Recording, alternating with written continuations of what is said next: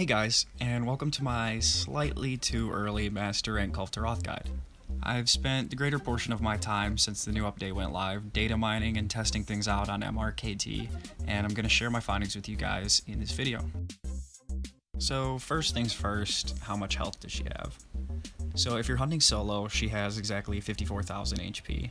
For duos, she has 72,000, and for groups of 3 or more, MRKT has 108,000 HP. In my testing, I was able to conclude that the HP is a set value, so there are no fluctuations, no HP rolls, etc., and eating for Feline Weakener does not change her health. So as far as her horns, it takes, in solo, 5,400 damage to break the gold plating, then 5,400 more to chip it, and then either 5,400 or 10,800 to fully break them. I wasn't able to get the exact number here, but it's one of those two. These breaks can be done in any area, and they do not impact how or when she will transition between areas. The 5,400 is exactly 1/10 of her total HP in solo, and I'm not 100% sure if this translates to doing 4-player scaling, as my tests in those situations were limited, but I would assume that it does. Also, we weren't sure if we were going to need part breaker or not. Part breaks don't matter, breaking her mantle doesn't matter. The only way to get her to move to the next area is by dealing enough damage.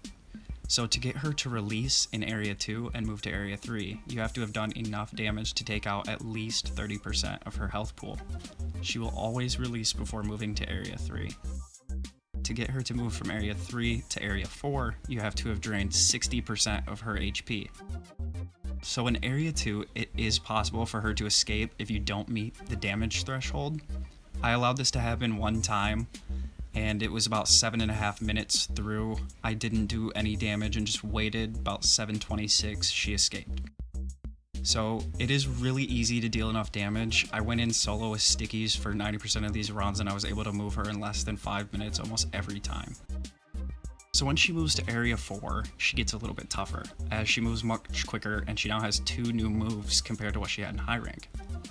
The first move is she will track a random player or palico and do a body slam that has a small explosive radius, and the second move is where she climbs up on the central pillar and shoots lava.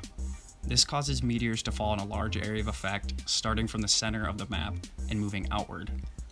Both of these moves can easily be avoided by just Superman diving, and I suggest you do so. She's also incapable of dying on the pillar move. If you drain her health to the point where she would die on the pillar, she'll be left at 1 HP, and then as soon as she comes off, she can be killed instantly. She will always enter a rage mode using a move identical to her fury state from high rank, and once she is enraged in area 4, she stays that way until you kill her or run out of time. As far as CC goes, it's rather easy to get KOs throughout the hunt if you have an Aqua Shot or Furious Rajang Heavy Bowgun using the Impact Mantle.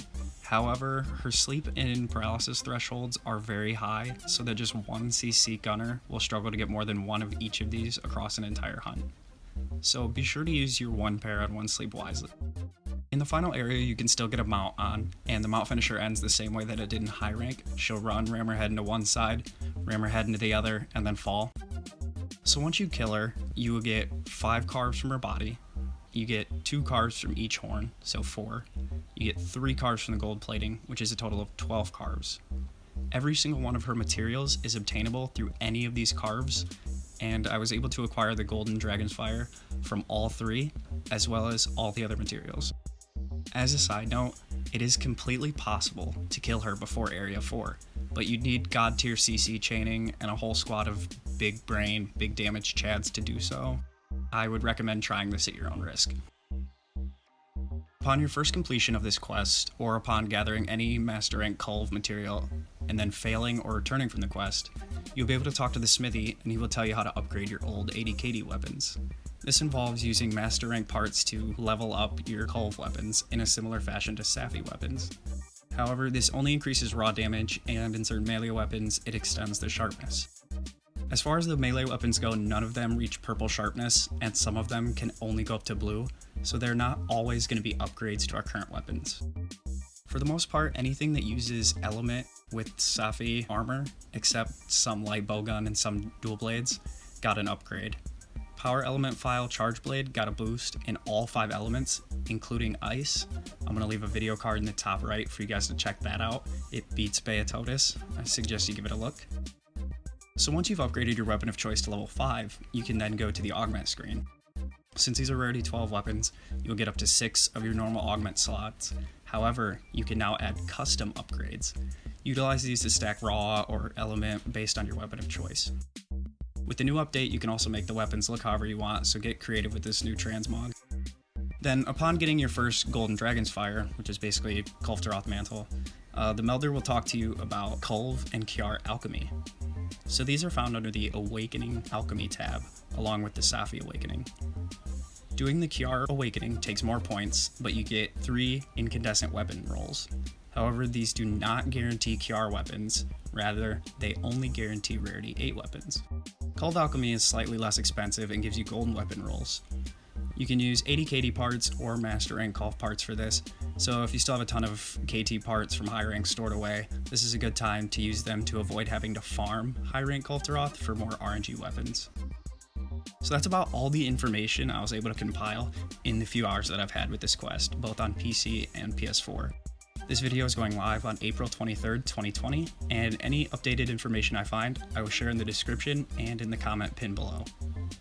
If this helped you guys, please be sure to leave a like and subscribe to help me out. Good luck with that KT grind, and happy hunting.